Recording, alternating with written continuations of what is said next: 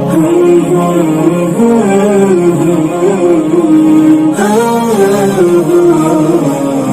اللہ الرحمن الرحیم۔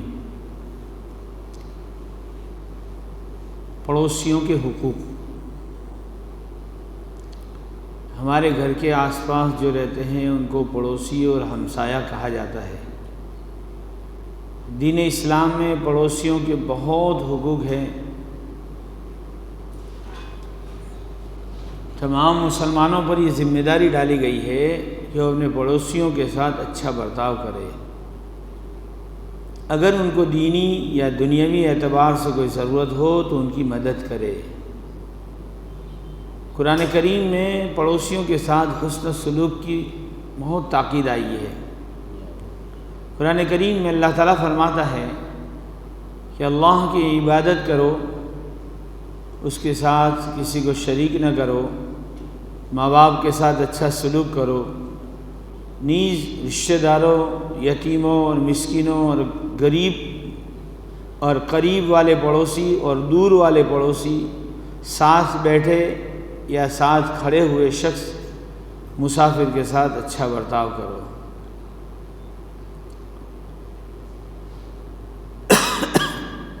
ساتھ بیٹھے یا ساتھ کھڑے ہوئے شخص سے مراد وہ شخص ہے جو تھوڑی دیر کے لیے ساتھی بن گیا ہو، مثلا سفر کے دوران ساتھ بیٹھا یا کھڑا ہو، یا کسی مجلس یا لائن میں لگے ہوئے اپنے پاس ہو، وہ بھی اسی طرح کا پڑوسی ہے۔ اس کے ساتھ بھی اچھے برتاؤ کی تاکید فرمائی گئی، بلکہ اس سے بھی بڑھ کر ہر مسافر کے ساتھ حسن سلوک کا حکم دیا گیا ہے، چاہے وہ اپنا ساتھی ہو یا پڑوسی نہ ہو۔ پڑوسی تین طرح کے ہوتے ہیں۔ سب سے زیادہ حق مسلمان رشتہ دار پڑوسی کا ہے۔ حدیث پاک میں نبی کریم صلی اللہ علیہ وسلم نے ارشاد فرمایا، پڑوسی تین قسم کے ہیں۔ ایک تو وہ جو صرف پڑوسی ہے، یعنی اس کا صرف پڑوس کا حق ہے، مثلا کوئی غیر مسلم پڑوس میں رہتا ہے، ایمان والا نہیں ہے۔ دوسرا مسلمان پڑوسی رہتا ہے، ایمان والا ہے۔ یہاں دو حق ہے، ایک تو مسلمان ہونے کا اور دوسرا پڑوسی ہونے کا۔ تیسرا پڑوسی وہ جو مسلمان بھی ہے، رشتہ دار بھی ہے، اس کے تین حق ہے، ایک رشتہ دار کا، دوسرے اسلام کا، تیسرا پڑوس کا۔ یہ تین حق ہے۔ بخاری شریف کی ایک روایت میں رسول اللہ صلی اللہ علیہ وسلم نے حضرت عائشہ رضی اللہ تعالی عنہا نے نبی کریم صلی اللہ علیہ وسلم سے پوچھا، اے اللہ کے رسول، میرے دو پڑوسی ہیں، میں ان میں سے کس کے پاس ہدیہ بھیجوں؟ حضرت عائشہ رضی اللہ تعالی عنہا نے نبی کریم صلی اللہ علیہ وسلم سے پوچھا، اے اللہ کے رسول، میرے دو پڑوسی ہیں، میں ان میں سے کس کے پاس ہدیہ بھیجوں؟ تو حضور صلی اللہ علیہ وسلم فرمایا، جس کے مکان کا دروازہ تمہارے دروازے کے قریب ہو۔ حدیث شریف میں پڑوسی کے ساتھ اچھا سلوک کرنے کا حکم۔ بخاری شریف میں حضرت عبداللہ بن عمر رضی اللہ تعالیٰ عنہما سے روایت ہے کہ رسول اللہ صلی اللہ علیہ وسلم نے ارشاد فرمایا، جبرائیل علیہ السلام مجھے پڑوسی کے ساتھ اچھا سلوک کرنے کی بار بار تاکید کرتے رہے، یہاں تک کہ مجھے یہ خیال ہونے لگا کہ عنقریب وہ اس کو وارث بھی بنا دیں گے۔ یعنی جبرائیل علیہ السلام نے حضور صلی اللہ علیہ وسلم کو بار بار تاکید فرمائی کہ پڑوسیوں کے ساتھ حسن سلوک کرو، ان کے ساتھ اچھا برتاؤ کرو۔ اس بارے میں اتنی تاکید فرمائی کہ سرکار دو عالم صلی اللہ علیہ وسلم کو خیال ہونے لگا کہ شاید آئندہ یہ حکم بھی آ جائے کہ جب کسی کا انتقال ہو جائے تو اس کی جائیداد میں پڑوسیوں کو بھی حصے دار بنا دیا جائے۔ اگرچہ ایسا حکم نہیں دیا گیا، مگر ہم اس سے اندازہ لگا سکتے ہیں کہ پڑوسیوں کے ساتھ حسن سلوک کی کس قدر تاکید کی گئی۔ پڑوسی کے کھانے پینے کا خیال رکھو۔ مسلم شریف کی روایت میں حضرت ابو ذر رضی اللہ تعالیٰ عنہ فرماتے ہیں، میرے خلیل صلی اللہ علیہ وسلم نے مجھے تاکید دی، حکم دیا، جب تم شوربہ و سالن بناؤ تو اس میں پانی زیادہ کر دو، پھر اپنے پڑوس کے گھروں کو دیکھو، ان کو پہنچاؤ۔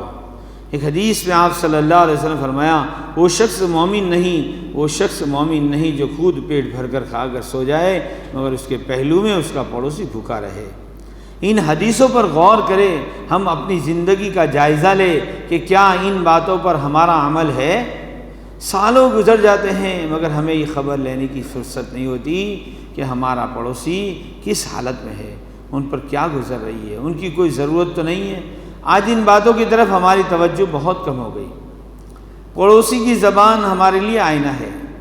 ایک آدمی نے سرکار دو عالم صلی اللہ علیہ وسلم سے پوچھا کہ یا رسول اللہ مجھے کیسے معلوم ہو کہ میں اچھا ہوں یا برا؟ تو آپ صلی اللہ علیہ وسلم فرمایا اگر تیرے پڑوسی یہ کہہ دے کہ تو اچھا ہے تو سمجھ لے کہ تو اچھا ہے، اگر تیرے پڑوسی تجھے برا کہے تو تو برا ہے۔ ایک دوسری حدیث میں آپ صلی اللہ علیہ وسلم نے فرمایا اللہ کے نزدیک پڑوسیوں میں سب سے بہتر وہ پڑوسی جو پڑوسیوں کے لیے بہتر ہو۔ ایمان جانچنے کا اصل معیار، بخاری شریف کی روایت میں رسول اللہ صلی اللہ علیہ وسلم نے ارشاد فرمایا اللہ کی قسم وہ مومن نہیں، اللہ کی قسم وہ مومن نہیں، اللہ کی قسم وہ مومن نہیں۔ پوچھا گیا یا رسول اللہ کون؟ تو آپ نے فرمایا، آپ صلی اللہ علیہ وسلم فرمایا وہ شخص جس کے شر اور تکلیف سے اس کے پڑوسی محفوظ نہ ہو، یعنی اس کی تکلیف سے اس کے پڑوسی محفوظ نہ ہو، یعنی ان سے تکلیف پہنچتی ہو، وہ شخص مومن نہیں۔ مطلب یہ کہ جس کے پڑوسی کو اس کے طرف سے خطرہ ہے، ڈر ہے کہ تکلیف تو نہیں پہنچائے گا، ابھی تک اس نے کچھ کیا بھی نہیں، تکلیف بھی نہیں پہنچائی، لیکن اس کا مزاج اس قسم کا ہے کہ پڑوسی کو ہر وقت یہ خطرہ لگا رہتا ہے، معلوم نہیں یہ کب کیا کر ڈالے، کب کر ڈالے۔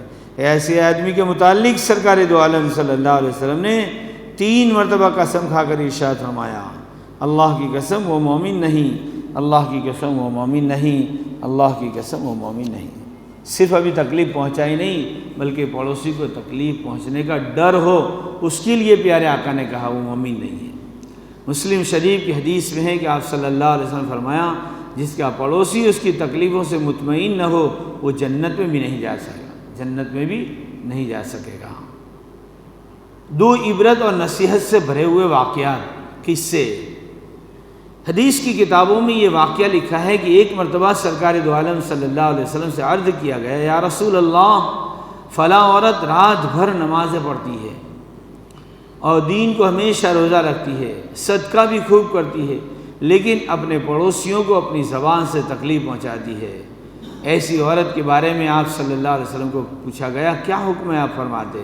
تو سرکار دو عالم صلی اللہ علیہ وسلم فرمایا وہ جہنم میں جائے گی، وہ جہنم میں جائے گی، چاہے نماز پڑھ رہی ہے، روزہ رکھ رہی ہے، صدقہ کر رہی ہے۔ پھر پوچھا گیا ایک عورت ہے جو صرف نمازیں پڑھ لیتی ہے، رمضان کے روزے رکھ لیتی ہے، کچھ تھوڑا سا صدقہ کر دیتی ہے، یعنی اتنی کثرت سے عبادت تو نہیں کرتی مگر وہ کسی کو تکلیف نہیں پہنچاتی، ایسی عورت کے بارے میں آپ کیا فرماتے؟ تو سرکار دو عالم صلی اللہ علیہ وسلم فرمایا عورت جنت میں جائے گی، عورت جنت میں جائے گی۔ عبداللہ بن عمر رضی اللہ تعالیٰ عنہما بڑے جلیل القدر صحابی ہے، بڑے صحابی ہے۔ ایک مرتبہ ان کے گھر میں ایک بکرا ذبح کیا گیا، جب وہ گھر پہنچے تو گھر والوں سے پوچھا کہ ہمارے پڑوس میں جو یہودی رہتا ہے اس کو گوشت ہدیہ دیا، ہمارے پڑوس میں جو یہودی رہتا ہے اس کو گوشت ہدیہ دیا۔ پھر وہ حدیث سنائی کہ میں نے رسول اللہ صلی اللہ علیہ وسلم کو فرماتے ہوئے سنا ہے کہ جبرائیل علیہ السلام مجھے پڑوسی کے بارے میں بار بار وصیت کرتے رہے یہاں تک کہ مجھے گمان ہوا کہ شاید ان کو وارث بنا دے۔ پڑوسی کو تکلیف نہ پہنچانا ایمان کا تقاضا ہے۔ صحیح بخاری اور صحیح مسلم کی ایک روایت میں نبی پاک صلی اللہ علیہ وسلم نے ارشاد فرمایا جو اللہ پر اور آخرت کے دین پر ایمان رکھتا ہے وہ اپنے پڑوسی کو تکلیف نہ پہنچائے۔ جو اللہ تعالیٰ اور آخرت کے دین پر ایمان رکھتا ہو وہ اپنے مہمان کا اکرام کرے۔ جو اللہ تعالیٰ اور آخرت کے دین پر ایمان رکھتا ہو وہ بھلی بات کہے یا تو خاموش رہے، بات کہے تو اچھی کہے یا تو خاموش رہے، اسی میں اس کی بھلائی ہے۔ یہ خاموش رہنا بھی ایک بڑی عبادت ہے۔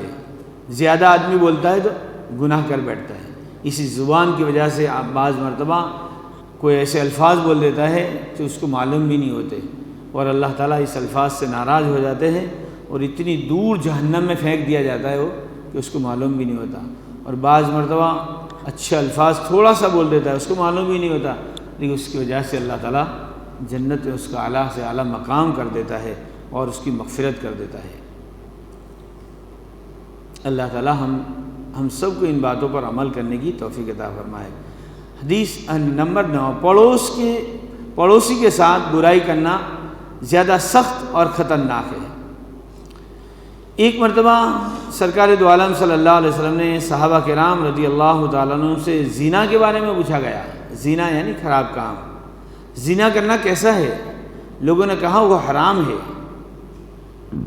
برا ہے، اللہ اس کے رسول نے حرام قرار دیا ہے۔ تو آپ صلی اللہ علیہ وسلم فرمایا لیکن پڑوسی کی بیوی سے بدکاری کرنا 10 عورتوں کے ساتھ بدکاری کرنے سے زیادہ خطرناک ہے۔ خود کے پڑوسی کے ساتھ برا کرنا 10 عورتوں کے ساتھ برا کرنے سے بھی خطرناک ہے۔ پھر آپ صلی اللہ علیہ وسلم نے چوری کے بارے میں دریافت کیا کہ چوری کرنا کیسا ہے؟ صحابہ نے عرض کیا حرام ہے، اللہ اس کے رسول نے اس کو حرام قرار دیا ہے۔ تو آپ صلی اللہ علیہ وسلم فرمایا مگر پڑوسی کے گھر میں چوری کرنا 10 گھروں میں چوری کرنے کے مقابلے میں زیادہ سنگین ہے، زیادہ سخت ہے، زیادہ برا ہے۔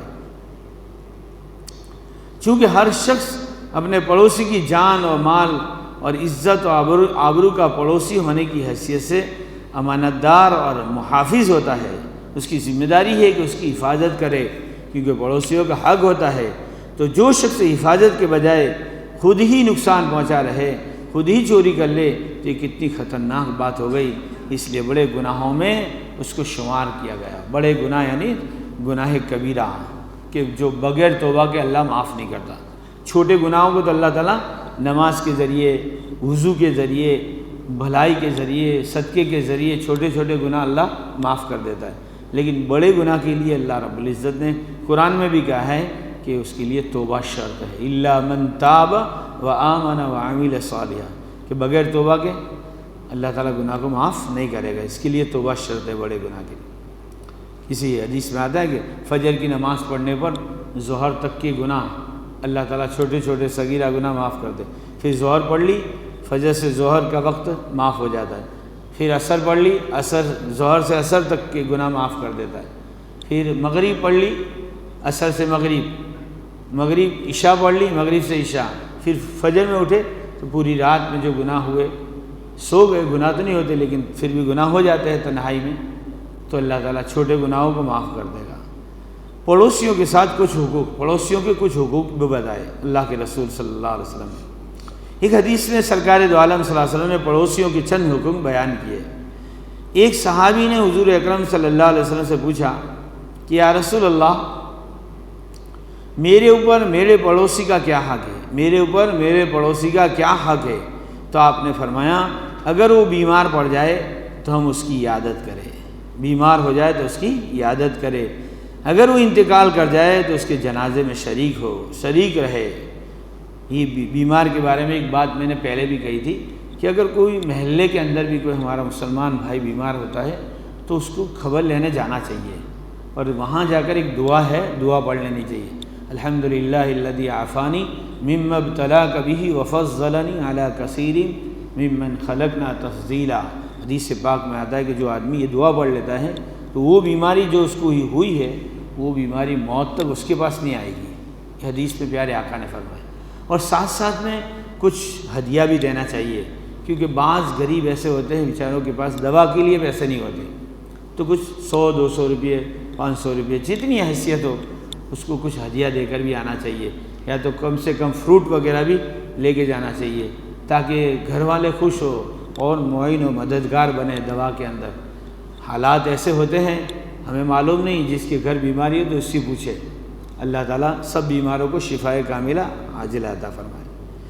تو آپ نے فرمایا اگر وہ بیمار پڑ جائے تو اس کی عیادت کرو، اگر وہ انتقال کر جائے تو اس کے جنازے میں شریک رہو، اگر وہ قرض مانگے تو اس کو قرض دو، اچھیتے پیسے دو، اگر اس میں کوئی عیب ہو تو اس پر پردہ ڈال دو، اگر کوئی بھلائی پہنچے تو اس کو مبارکباد دو، اگر اس کو کوئی مصیبت پہنچے تو اس کی تعزیت کرو، اپنے گھر کی دیوار کو اس کے گھر سے اونچی نہ کرو، اس کی ہوا کو روک دو، مگر اس کی اجازت سے کر سکتے ہو، اور اپنے کھانے کی خوشبو سے اس کو تکلیف نہ دو مگر یہ کہ اس میں سے کچھ اس کو بھی دے دو۔ اللہ ہم سب کو اس پر عمل کرنے کی توفیق